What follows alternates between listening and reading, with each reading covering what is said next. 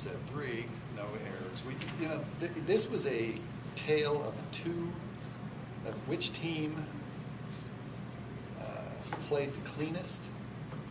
And so those of you, whether you know about volleyball or not, this is an unbelievably statistically good game with regards to the mistakes the teams make for us. 9 total hitting errors, and 5 of them were blocked. So that means we hit 4 unforced hitting errors in 106 attempts. That's really, really good. That's like as good as any team in the country. Then to top that off, we had 8 service aces and 1 error. Okay? So you give away 10 points in 3 sets. That is phenomenal.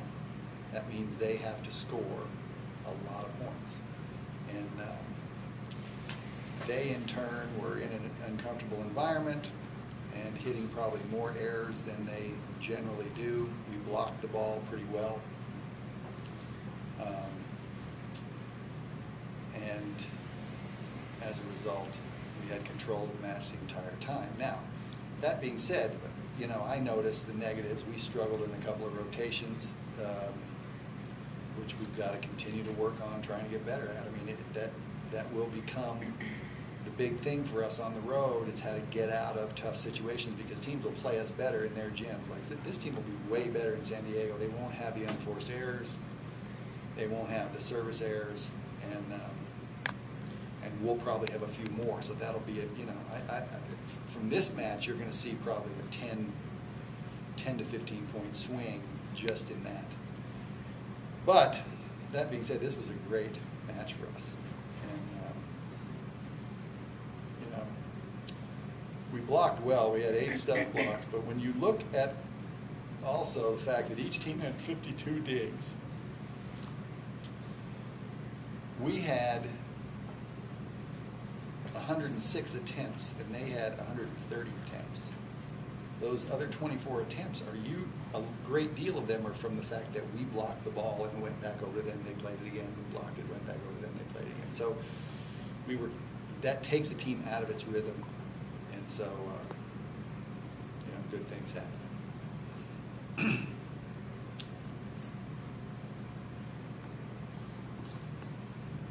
Dan, have you ever had your serve working that well for you before?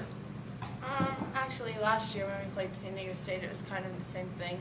I don't think it's really who's on the other side of the net, though. I was just kind of like connecting with the ball really well, and my serve matched up with one of their good rotations where they have 2 of their worst passers right beside each other, so I have a lot more room to move it around, and it just started working pretty good.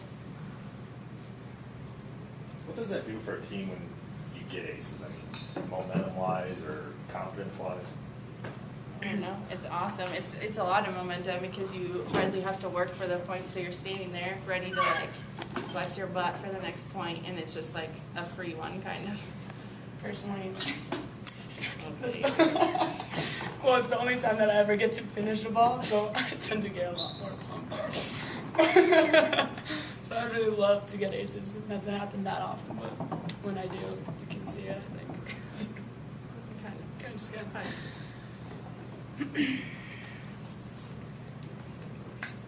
Dan, can you just talk about your overall game today? 11 kills, the aces, 10 digs, a couple blocks, and just pretty solid. I mean, are you kind of getting into a flow? You had a great game the other night, too, against Nevada.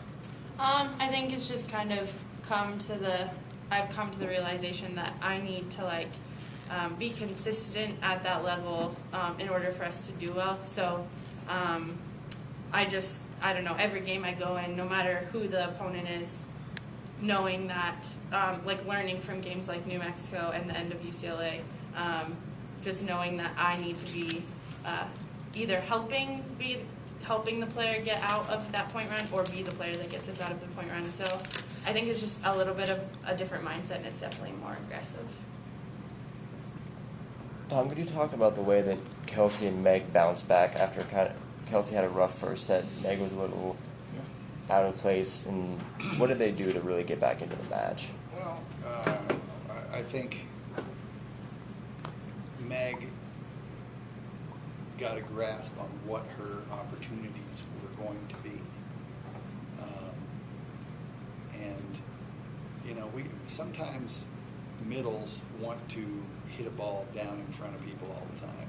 And when they do that, they end up hitting the trailing blocker. And she did that a couple of times. Her real opportunity was to go either over their line blocker, or if there's a split, now she can go down in front of people, you know. And Meg hasn't been hitting as hard lately as she was earlier, and so she probably needs some rest. But she's got to hit some balls pretty hard in order to get kills. She's a great player, and she knows what she's doing. But then the more she gets dug and everything, she gets a little tentative. Well, then, you know, I told Deidre at the end of that game, because we had a nice cushion, I said, give balls to Meg, because I need her to feel good about the way she finishes that match, okay? Kelsey, on the other hand, now Kelsey is always in this learning mode, and I probably coach her more than any other attacker on this team, because I'm watching everything she's doing, and she does some things that are great, and then she turns around and does some things that have me scratching my head. And you know, she's got to learn to use her athletic ability on every play and make the right choices as an attacker on every play. And it comes from her being patient on her approach so that she can line up correctly to the ball, which then gives her good contact and good vision at the same time. If that happens, she generally will get good swings. And then she still has to make the right decision, but at least she's in a position to swing well. And there was the one kill she got in the third game, the really high way one. out of system one, Yeah, that was big time. Good. And, I mean, I thought she had two really good swings in game 3. And, you know, if she gets 2 kills a game and can hit 190, that's going to be good for us. You know, she's getting close to 2 kills a game.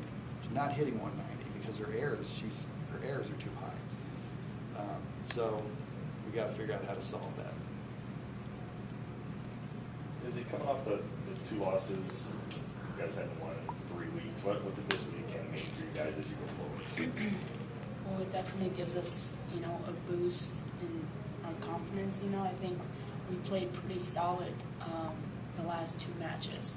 So I think, you know, if we just keep doing what we're doing in practice and keep moving forward, I think, you know, we can keep doing very well at home, and especially away. That's when we need to really do well.